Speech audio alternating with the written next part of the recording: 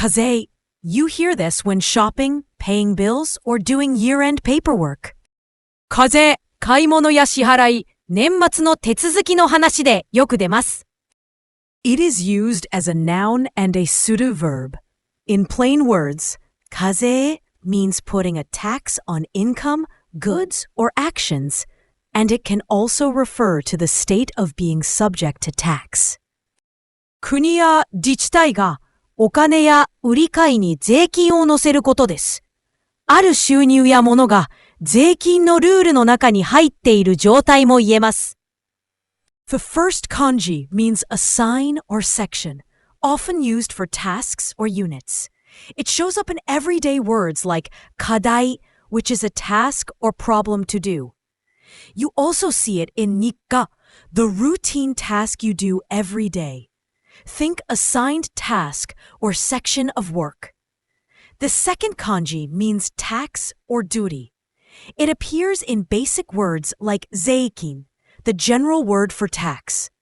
A specific example is shotokuzei, the tax on income. When you see this kanji, think about money collected by the government. This product is subject to tax. この商品は課税の対象です。この商品は課税の対象です。The city will impose a tax on plastic bags starting next year. 市は来年からレジ袋に課税します。市は来年からレジ袋に課税します。My income is taxed. 私の収入は課税されます。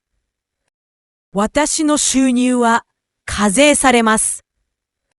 Taxes may be levied on purchases made from overseas.